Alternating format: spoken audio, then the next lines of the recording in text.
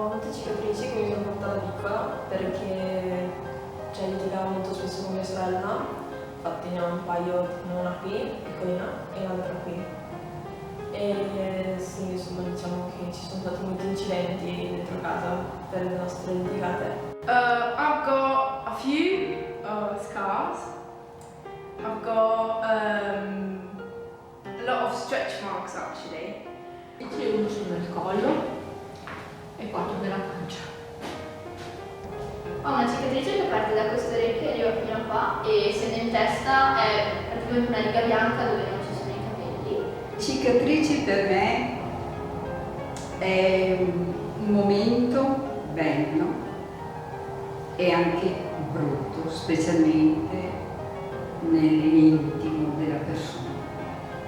Beh, una ce l'ho qui, non so se si vede, perché ero in prima media e stavo giocando fuori in cortile tipo a calcio con mia sorella. Dall'ospedale mi sono proprio sentita che mi mancava qualcosa dentro e ho pianto fino a 8. Dopo un po' la volta sono riuscita a superare anche questo trauma.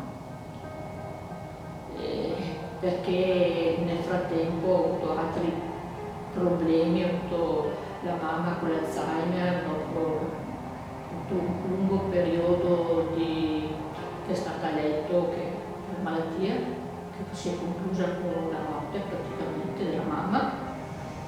Ne ho avuto dei problemi con i fratelli, che naturalmente influì un po' negativamente sul percorso della mia malattia. And one day, I remember that my mom saw them, and she was like, "Oh no, you can't have them. You can't have them on your thighs. They're wrong." And I was like, "Why are they wrong if they're not doing anything? Like they're just signs. They're just red signs on my body. They're not causing any harm." And I was like, "Well, yeah, I've got them since, I don't know, a few months." And she was like, no, we have to take them off, absolutely. So she was like, "I've got to go to the pharmacy and go and take a cream or something, and we have to erase them from your body." Non volevo che gli altri vedessero che io stessi male, perché pensavo di poter gestire la situazione. Appena nata mi è stata diagnosticata la plagiocefalia, ovvero un neonato quando nasce non dovrebbe avere le ossa del cranio saldate, io invece avevo questa parte del cranio, la parte frontale destra, e saldata.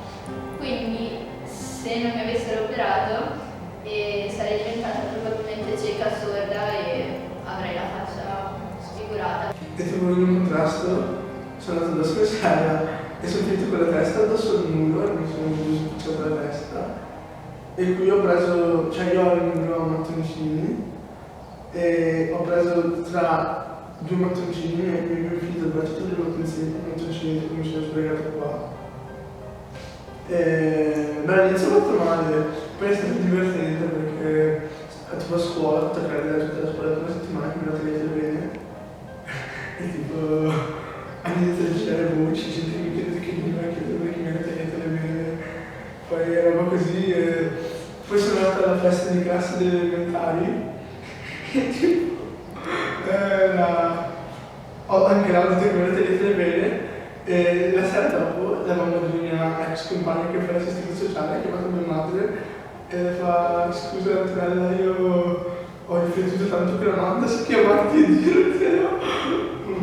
E alla fine lei non voleva, ma io ho deciso di dirtelo perché da mamma ho ritenuto necessario dirtelo. Comunque volevo dirti che non so se lo sai, ma tuo figlio è diventato ho iniziato a tagliarsi le mele. Then a few more stretch marks appeared on my hips, and I've got my favorite one is here, and it's beautiful. I think it's beautiful. L'ultima che ho avuto questo è in mezzo a quello del peritoneale che qua compone il drenaggio. E sì, ho avuto sempre questo distacco da questa cicatrice, non volevo saperne proprio, cioè sapevo che avevo avuto questa operazione quando ero piccola, ma non volevo sapere bene il perché, non volevo saperne niente, cioè volevo fosse dimenticata proprio dalla mia vita. E poi invece da quest'anno ho cominciato a prendere un po' più di fiducia, ho cominciato a chiedere ai miei genitori di raccontarmi una storia e insomma mi sono fatta raccontare tutto sull'operazione, ho letto addirittura le mie cartelle cliniche, ho guardato le radiografie e diciamo che è stato un po' pesante, però è stato bello allo stesso tempo. 10 aprile 2010, una caduta in mountain bike, mi fratturo l'osso zigomatico in 3 punti. E niente, il dolore più grande, e questa è la cicatrice, il dolore più grande non è stato la caduta, è stato quando sono ritornato a casa a vedere mia figlia che piangeva. Piangeva perché aveva visto che mi aveva fatto parecchio male. E è stato abbastanza traumatico, ha lasciato il segno doppio, cicatrice e nel cuore. Ci sono cicatrici che le hai nell'intimo e nell'intimo le spegni un pochino, però ti fanno crescere, ti fanno sopportare tante cose. Te voglio morire. Parti come te. Che tu dopo mi hai salvato. È vero che la sera diventare grande, andare con i miei amici, che non voglio più essere piccola. Non fate queste cazzate, per favore. Lo dico io che ci sono passata. Piuttosto lasciami tra le braccia di una persona amica che vuole bene. Sì, bisogna saper reagire e andare avanti, poi quando meno te l'aspetti arriva magari qualcosa che al momento in cui avevi hai subito questa decisione non ti aspetti, magari si sa quando sei tipo deluso da una cosa, nei momenti in cui fai fatica a vedere magari una via d'uscita dai problemi, però poi quando meno te l'aspetti di solito può arrivare la soluzione. Non ci si dovrebbe vergognare delle proprie cicatrici, dei propri segni sulla pelle perché fanno parte di noi e raccontano le nostre esperienze attraverso le quali secondo me si possono creare tanti legami tra persone varie, le più svariate e secondo me per cambiare il mondo non bisogna pensare in grande, non bisogna andare a fare questi gesti eclatanti, ma basta effettivamente ascoltare le persone che hai vicino perché scoprirai molte cose su di loro e scoprirai che magari anche una parte di cose che sono successe a te sono successe anche a loro e da lì si crea un legame forte. In questo modo ho imparato che adesso non ho paura di niente perché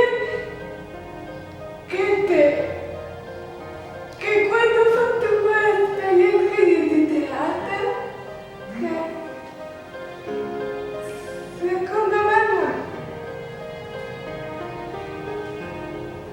che veramente mi ha buttato fuori e ha paura.